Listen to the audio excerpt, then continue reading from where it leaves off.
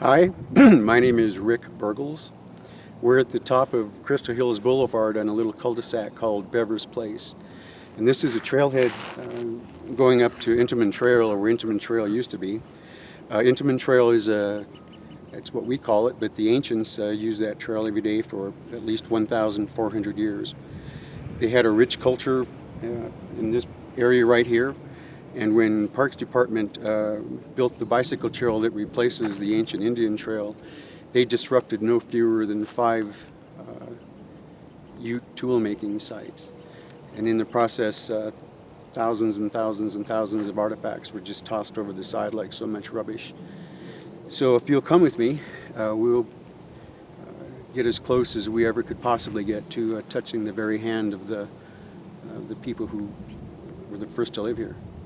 Let's go for a hike.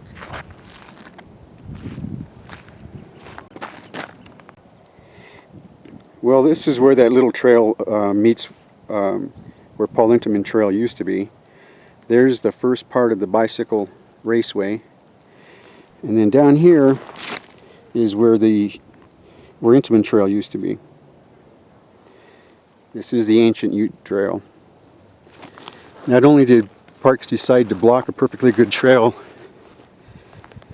they had to do it, I don't know, is this an expression of hatred to the open space, or I can't understand what kind of a mentality does something like this. There's worse to come. Just a few minutes up this trail, you can see this scraper, and you can identify the polish marks from it having been. These were all essentially carpenter's tools, because the Ute were a basket making culture, and their stone was the only thing they had to use for tools, and the trees and the bushes were the only thing they had to use for the finished product, to use as raw material for their finished product. We're just a little bit further on down the trail. These are artifacts that I picked out of the middle of the trail so they wouldn't be stepped on and broken. This is, see how you can tell it's an artifact because of the way that it fits the hand. They're ergonomic, and so this was some type of a something to chop off twigs or branches. Down here is a scraper, probably for removing bark and smoothing down wood, the sticks. Scrape, scrape, scrape.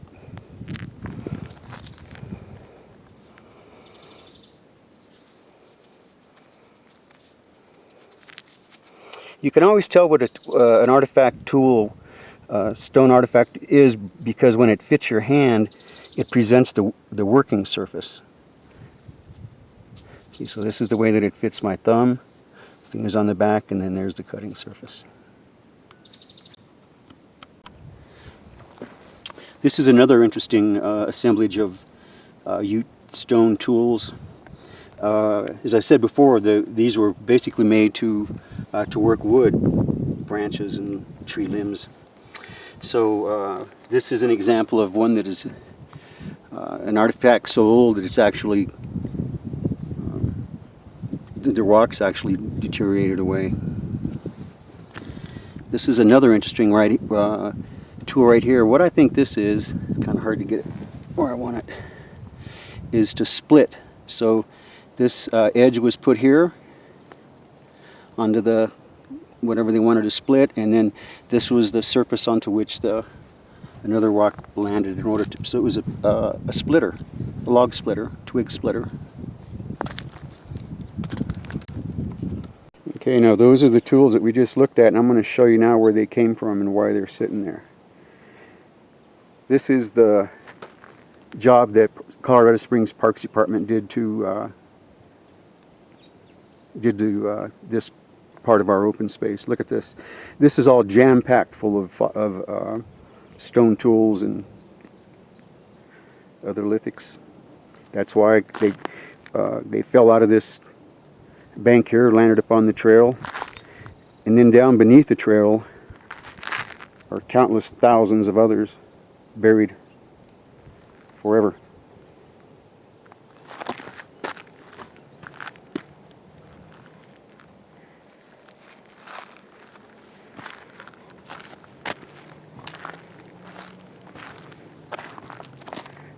This is what a person would do if they were trying to make something look ugly, in my opinion. Artifacts can be dated, at least relatively dated, according to how deeply buried they are. Obviously, tools which are deeper are older than the tools that are on top of them. So what you're looking at there is history. And what you're looking at here is what if you got a history book and you misarranged all the pages so it couldn't be made sense of. All the artifacts in here are now out of context. They're useless, worthless. Over yonder is the trail that we just came down. Notice how this trail was dug through just loose dirt and rubble. If we get 10 inches of rain in 5 days like we did a few years ago, this will all be washed out. And more. There's a lot more like this.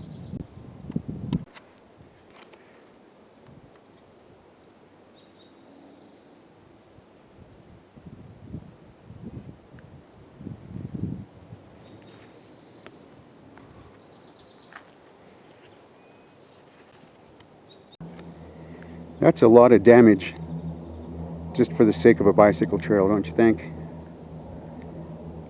Look at what they did to that rock formation up there. This canyon that I'm showing you right now is obviously a tool making site, one of the 5 that I alluded to earlier. This obviously is some kind of a scraper or cutter. See how it fits the hand? This is also a scraper and a splitter.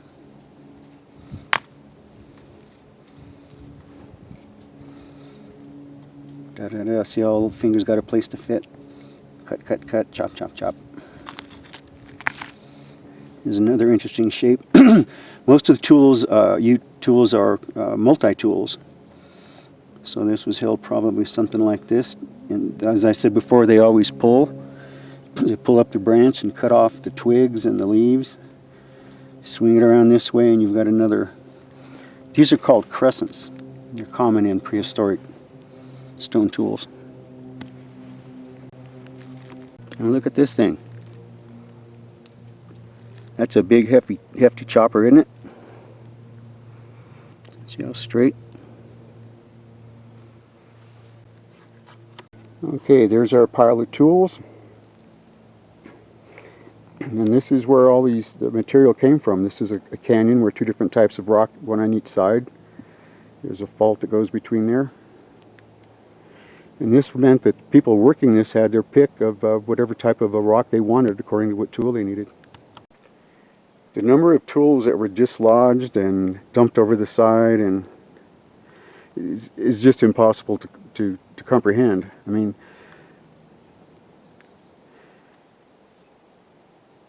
is this, I can't believe they did this.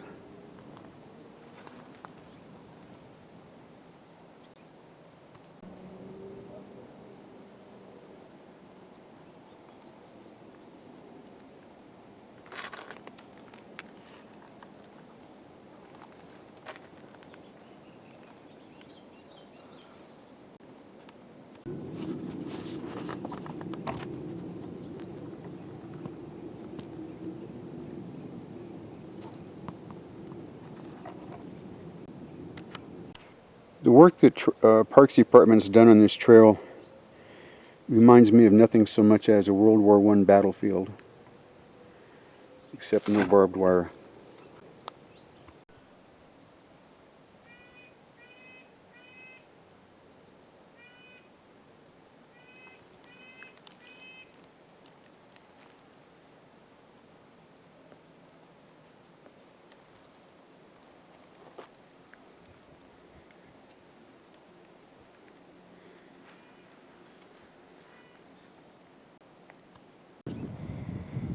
Our tax dollars at work, citizens. This little canyon is another trail making site, or another tool making site. Got a couple of really amazing stone tools here that I found down in the heap there. I want you to take a look at how impossibly flat this is, if I can get a good picture of it. Thing of it is it isn't perfectly flat. It dips slightly in the middle. So there's a dip this way going across here, but this way it's perfectly, and I mean absolutely perfectly flat.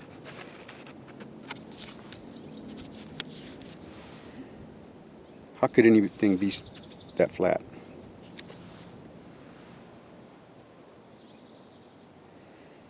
That's not all.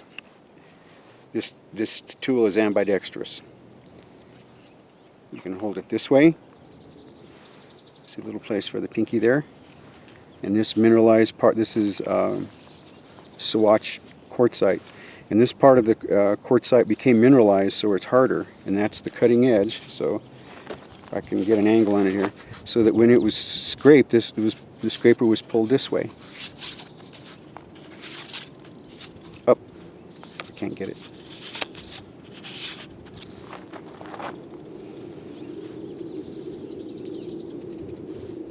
Maybe it was for shaving one's arms. It also works with the left hand, except instead of the pinky going there, the index finger goes there. It's for shaving the other arm.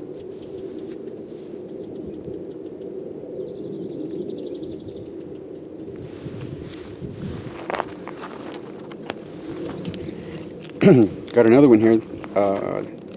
This one's really cool because it fits the hand this way.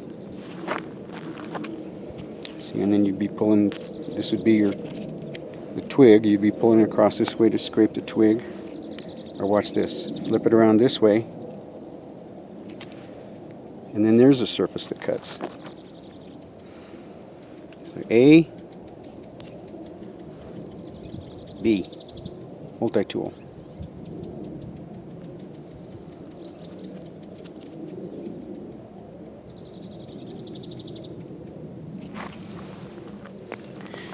Here's another one that's really cool.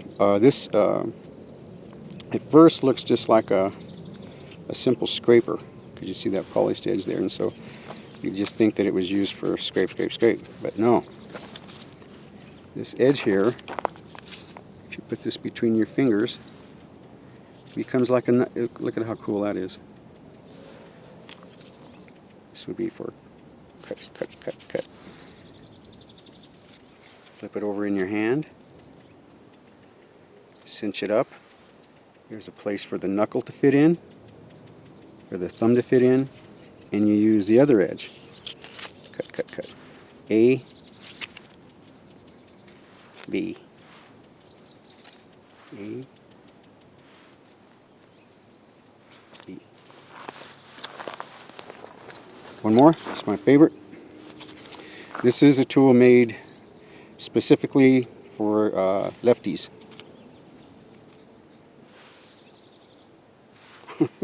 Which I'm not one of. Okay, so see how it fits your thumb, ring finger, long finger, index finger. Is that cool? Cut. And then if you put it down this way, one of the places where the finger went, was also a scraper. I think this might have been for scraping bones rather than twigs, because it's kind of light and fine. I got to go put them back. See you in a minute. This is a hammer. See this, the bevel on the striking edge here? This is so that when you strike a boulder, that it's a glancing blow, and then that glancing blow will produce a tabular, flat, planar stone that's easy to make a tool out of. Don't want something round like a golf ball. You want something flat. Well, you'd never know it, but this is Intemann Trail, or what used to be Intemann Trail. This is the first time in 1400 years no one's walked there.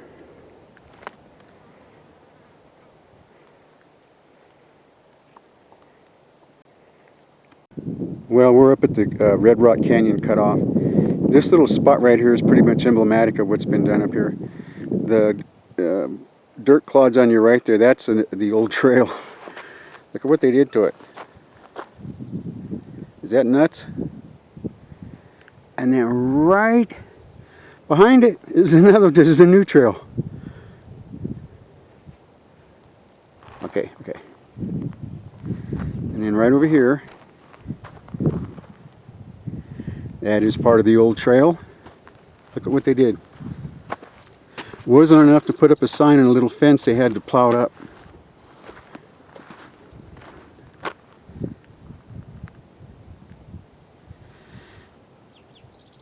And they blocked access to a trail that goes to an Indian sacred site that's up there. Well, friends, as far as we're going to go today, but what we just saw continues on all the way almost to Palmer Loop Trail.